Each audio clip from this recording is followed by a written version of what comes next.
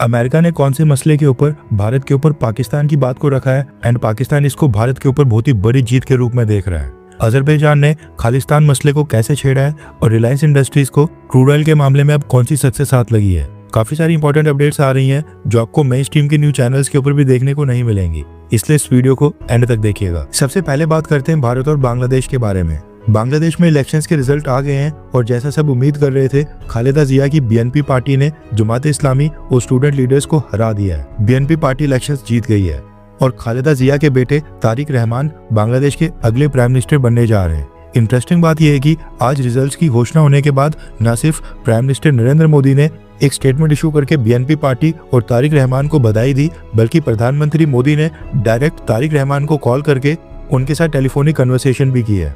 प्रधानमंत्री मोदी पहले वो लीडर हैं जिनके साथ तारिक रहमान ने टेलीफोनिक कन्वर्सेशन की है।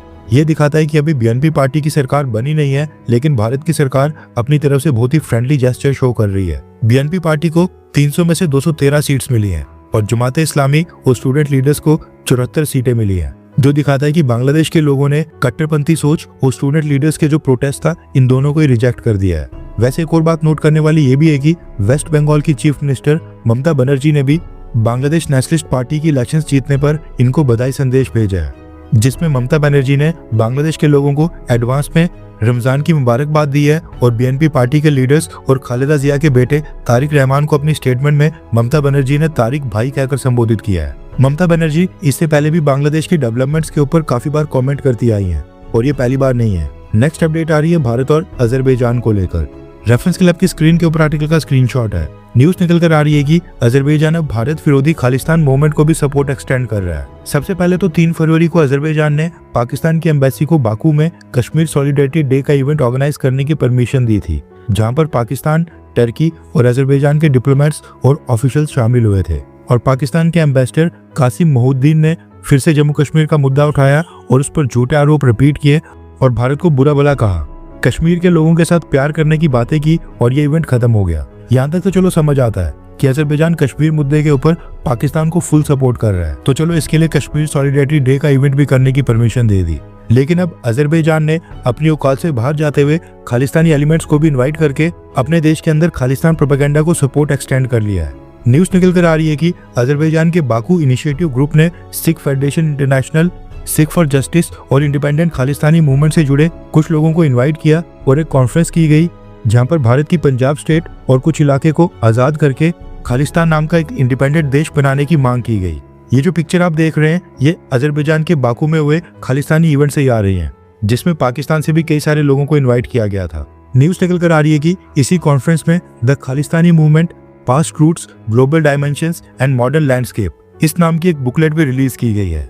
यानी अब अजरबैजान के अंदर जाकर खालिस्तान के ऊपर बुक्स रिलीज की जा रही हैं, जिसमें बताया जा रहा है कि खालिस्तान की क्या हिस्ट्री है, इसमें कौन कौन सा एरिया आता है और भारत की सरकार कैसे खालिस्तान को बनाने से रोक रही है।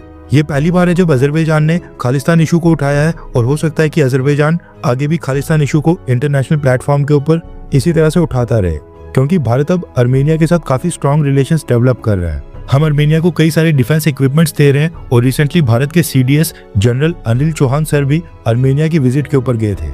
शायद उसी कारण से अजरबैजान भारत को हर्ट करने के लिए अब इस खालिस्तान मसले का इस्तेमाल कर रहा है। नेक्स्ट अपडेट आ रही है भारत और अमेरिका को लेकर और ये रिलायंस इंडस्ट्रीज के लिए बहुत ही बड़ी न्यूज है। रेफरेंस क्लब की स्क्रीन के ऊपर आर्टिकल का स्क्रीनशॉट है। न्यूज निकल कर आ रही है कि रिलायंस इंडस्ट्रीज को यूनाइटेड स्टेट्स और डोनाल्ड ट्रंप एडमिनिस्ट्रेशन की तरफ से एक स्पेशल जनरल लाइसेंस दिया गया है, जिसके थ्रू अब कंपनी डायरेक्टली वेनेजुएला से क्रूड ऑयल इंपोर्ट कर सकती है। इससे पहले डोनाल्ड ट्रंप एडमिनिस्ट्रेशन ने वेनेजुएला के क्रूड ऑयल को सेल करने के लिए 2 ही कंपनीज को लाइसेंस दिया था और रिलायंस इंडस्ट्रीज, इंडियन ऑयल और भारत पेट्रोलियम कॉर्पोरेशन लिमिटेड, इन सब ने जो इससे पहले वेनेजुएलन क्रूड ऑयल परचेज किया था, वो डायरेक्टली वेनेजुएला से परचेज नहीं किया गया था और वो भी इन्हीं 2 कंपनी से परचेज किया गया था जिनको डोनाल्ड ट्रंप ने लाइसेंस दिया था और परमिशन दी थी। अब सेम परमिशन भारत की रिलायंस इंडस्ट्रीज को भी मिल गई है। इस लाइसेंस की टर्म्स और कंडीशन एग्जैक्टली क्या है वो तो खैर अभी पब्लिक में नहीं आया है, लेकिन न्यूज निकल कर आ रही है कि ये लाइसेंस मिलने के बाद रिलायंस इंडस्ट्रीज अब already produced Venezuelan crude oil को बाय, एक्सपोर्ट और रिफाइन कर सकती है। लाइसेंस मिलने के बाद अब रिलायंस इंडस्ट्रीज डायरेक्टली वेनेजुएला के साथ डील करेगी, यानी कि बीच में से अमेरिका या फिर थर्ड पार्टी निकल गई है। अब पॉसिबल है कि कंपनी आगे चलकर ह्यूज क्वांटिटी में वेनेजुएला से क्रूड ऑयल परचेज करे, सेम उसी तरह से जैसे रिलायंस इंडस्ट्रीज एक समय पर रशियन ऑयल परचेज कर रही थी। नेक्स्ट अपडेट आ रही है भारत, पाकिस्तान एंड अमेरिका को लेकर। रिसेंटली अमेरिका के ट्रेड डिपार्टमेंट ने ट्रेड डील अनाउंस करते हुए एक मैप जारी किया था, जिसमें अक्साई चीन, गिलगित बाल्टिस्तान और पीओके को भारत के अंदर शो किया गया था। और ये मैप अमेरिका ने 4 से 5 दिन के बाद डिलीट भी कर दिया था। अब इसके ऊपर पाकिस्तान के विदेश मंत्रालय ने एक बहुत ही बड़ा क्लेम करते हुए ये दावा किया है कि उनके प्रेशर की वजह से अमेरिका ने अपनी पोस्ट को डिलीट किया था और स्टेटमेंट वापस ली थी। पाकिस्तान के फॉरेन ऑफिस के स्पोक्स पर्सन ताहिर अंद्राबी ने मीडिया को एड्रेस करते हुए बोला है कि जब यूएस ट्रेड डिपार्टमेंट द्वारा भारत के मैप में पूरे के पूरे जम्मू कश्मीर यानी कि पीओके, गिलगित बाल्टिस्तान और अक्साई चीन, इन सबको भारत के मैप के अंदर दिखाया गया था, तो उस समय इस्लामाबाद ने तुरंत वॉशिंगटन से कांटेक्ट किया था और इसके ऊपर स्ट्रॉन्ग ऑब्जेक्शन रेज किया था। पाकिस्तान ने यूएस अथॉरिटीज को बताया था कि जम्मू कश्मीर का ऐसा मैप यूनाइटेड नेशंस के रेजोल्यूशंस की वायलेशन है और इंटरनेशनल लॉज के खिलाफ है।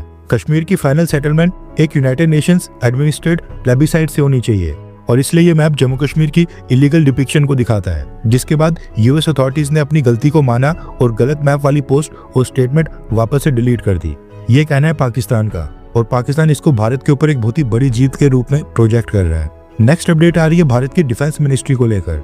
रेफरेंस क्लब की स्क्रीन के ऊपर आर्टिकल का स्क्रीनशॉट है। न्यूज निकल कर आ रही है कि भारत की डिफेंस मिनिस्ट्री ने देश की सेना और आर्म्ड फोर्सेस से जुड़ी बुक्स को लेकर एक बहुत ही बड़ा बदलाव करने का फैसला किया है, जिसमें सर्विंग के साथ साथ रिटायर्ड मिलिट्री ऑफिसर्स के ऊपर भी पहले से ज्यादा स्ट्रिक्ट और क्लियर रूल्स अप्लाई किए जाएंगे। रिपोर्ट्स के अकॉर्डिंग मिनिस्ट्री ऑफ डिफेंस एक नया फ्रेमवर्क ड्राफ्ट कर रही है, जिसमें एक्सपर्ट्स की प्री पब्लिकेशन क्लियरेंस और रिव्यू को कंपलसरी किया जाएगा। यानी कि कोई भी मैन्युस्क्रिप्ट पब्लिश होने से पहले मिनिस्ट्री ऑफ डिफेंस की एक डेडिकेटेड टीम उसको रिव्यू करेगी, जिसमें सेना के अधिकारी भी शामिल होंगे। मिनिस्ट्री ऑफ डिफेंस ने अपनी मीटिंग में एक नया स्ट्रक्चर इंट्रोड्यूस करने का फैसला किया है, जिसमें एक नए फ्रेमवर्क और अप्रूवल चेन के ऊपर डिस्कशन की जा रही है, जिसमें डिसाइड किया जा रहा है कि सेना से जुड़ी बुक्स रिलीज करने से पहले कौन से डिपार्टमेंट से वेटिंग होगी और कैसे इंश्योर किया जाएगा कि sensitive military information public domain में बिल्कुल ना आए। इस नए फ्रेमवर्क में ऑफिशियल सीक्रेट्स एक्ट्स के प्रोविजंस को भी इंट्रोड्यूस किया जाएगा, ताकि इस चीज के लिए लीगल बेस भी स्ट्रांग हो और ये चीज अगर कोर्ट के अंदर चैलेंज होती है तो सरकार उससे डील करने के लिए भी पहले से तैयार हो। मसला ये है कि अब भारत की सेना के कई सारे रिटायर्ड ऑफिसर्स और जनरल्स रिटायरमेंट के बाद अपनी बुक्स लॉन्च कर रहे हैं और अब ये चलन काफी ज्यादा पॉपुलर हो गया है। इन सब की ये बुक्स काफी ज्यादा बिके, इनकी ज्यादा से ज्यादा कॉपी सेल हो, इसके लिए सेना के ऑफिसर्स अपनी सर्विस के दौरान हुई डेवलपमेंट्स और मिलिट्री कॉन्फ्लिक्ट्स के ऊपर भी अब खुलकर अपनी बुक्स के अंदर लिख रहे हैं। अब भारत के अंदर क्या है कि एक सर्विंग ऑफिसर अगर अपनी कोई बुक को पब्लिश करना चाहता है तो उसके लिए काफी स्ट्रिक्ट रूल्स हैं और काफी सारे अप्रूवल्स लेने पड़ते हैं, लेकिन रिटायरमेंट के बाद वेटरन्स के ऊपर कोई खास रिस्ट्रिक्शंस अभी तक सरकार ने नहीं लगाई थी और case by case process follow किया जा रहा था, जिसकी वजह से न सिर्फ सेना बल्कि देश की जो बाकी की इंटेलिजेंस एजेंसीज हैं, इवन उनके ऑफिसर्स भी रिटायरमेंट के बाद बुक्स रिलीज करते थे और उसमें कॉन्ट्रोवर्शियल चीजों को मेंशन किया करते थे ताकि उनकी बुक्स की सेल ज्यादा से ज्यादा हो। अब मसला यहाँ पर सिर्फ बुक्स को पब्लिश करने का नहीं है, यहाँ पर बात है नेशनल सिक्योरिटी और ऑपरेशनल सीक्रेसी की। जब भी कोई ऑफिसर सीनियर पोजीशन के ऊपर होता है तो उसके पास ऑपरेशंस, स्ट्रेटेजी और कॉन्फिडेंशियल मैटर से जुड़ी देश की बहुत ही सेंसिटिव इन्फॉर्मेशन होती है और जब ये रिटायर्ड जनरल्स अपनी सर्विस के दौरान हुए military operations, strategy decisions, internal discussions या किसी भी मिलिट्री कॉन्फ्लिक्ट की डिटेल्स को ओपनली अपनी बुक्स के अंदर शेयर करते हैं तो ये सारी इन्फॉर्मेशन एनिमी अपने फायदे के लिए इस्तेमाल कर सकती है। सेना की प्लानिंग, लूपहोल्स, रिस्पॉन्स पैटर्न्स या फिर इंटरनल डिबेट्स, अगर ये सब पब्लिक डोमेन में आ गई तो फ्यूचर मिशंस इसकी वजह से रिस्क में पड़ सकते हैं और साइकोलॉजिकल वॉरफेयर के लिए भी इस्तेमाल किए जा सकते हैं, स्पेशली जब भारत आज की डेट में मल्टीपल बॉर्डर्स के ऊपर कॉन्फ्लिक्ट्स और हाइब्रिड थ्रेट्स को फेस कर रहा है। इसीलिए प्री पब्लिकेशन क्लियरेंस जैसे रूल्स इंपॉर्टेंट हो जाते हैं ताकि फ्रीडम ऑफ एक्सप्रेशन और नेशनल सिक्योरिटी के बीच एक डेलिकेट बैलेंस सा बना रहे। इसलिए एक नया फ्रेमवर्क इंट्रोड्यूस किया जा रहा है, जिसमें एक क्लियर प्रोसीजर डिफाइन होगा कि कौन सी परमिशन लेनी होगी, किस लेवल के ऊपर अप्रूवल मिलेगा और अगर कोई ऑफिसर बिना क्लियरेंस के बुक पब्लिश करता है तो फिर उसके ऊपर क्या एक्शन लिया जाएगा। नो डाउट कि भारत सरकार का यह नया फ्रेमवर्क इंट्रोड्यूस करने का फैसला farmer army chief MM Naravane की बुक के ऊपर कंट्रोवर्सी के बाद ही आ रहा है, लेकिन ये ऐसा फैसला है जिसके ऊपर जल्दी कोई रूल रेगुलेशंस लानी पड़ेंगी, वरना हर कोई रिटायर्ड जनरल अपनी बुक्स की सेल्स को बढ़ाने के लिए रिस्ट्रिक्टेड इन्फॉर्मेशन को अपनी बुक्स के अंदर शेयर करता रहेगा। वैसे आपको क्या लगता है कि सेना के रिटायर्ड लोगों के ऊपर बुक्स लिखने के ऊपर कोई रिस्ट्रिक्शंस होनी चाहिए? आपके अकॉर्डिंग क्या इनको रोका जाना चाहिए, हाँ या फिर ना? नीचे कमेंट करके अपनी राय जरूर बताएं। हर 24 घंटे के अंदर जियोपॉलिटिक्स में बड़े फेरबदलाव और उलटफेर हो रहे हैं और भारत के लिए नए चैलेंजेस आ रहे हैं। कोई देश अपने फैसले से पलट रहा है तो कोई देश ब्लैकमेलिंग के ऊपर उतर आया है। सभी देश एक दूसरे को नीचे लगाने की कोशिश कर रहे हैं इन सब के बीच हमारा भारत किसी भी देश से पीछे न रह जाए, इसके लिए मोदी सरकार लगातार कोशिशें कर रही है। एंड भारत की foreign policy, defence news, economy और ग्लोबल अफेयर्स का सही एनालिसिस हमारे चैनल इंडियन अफेयर्स का मिशन है, और ये मिशन आपके सपोर्ट के बिना अधूरा है। इंडियन अफेयर्स हिंदी के ऊपर हम सभी फैक्ट्स और डेटा बिल्कुल सरल भाषा में एनालाइज करते हैं, बिना किसी एजेंडा के। अगर आप चाहते हैं कि इंडियन अफेयर्स का सही और ऑथेंटिक एनालिसिस आप तक लगातार पहुंचे, तो इस वीडियो को लाइक करें और हमारे चैनल इंडियन अफेयर्स को सब्सक्राइब करके बेल नोटिफिकेशन ऑन करना मत भूलिए। आपका एक लाइक हमारे चैनल को ग्रो करने में काफी मदद करेगा, और एक सब्सक्राइब ये सुनिश्चित करेगा कि आप किसी भी इंपॉर्टेंट अपडेट को मिस ना करें। अगर आपने हमारे चैनल को पहले से सब्सक्राइब किया है तो दिल से धन्यवाद। जय हिंद, वंदे मातरम।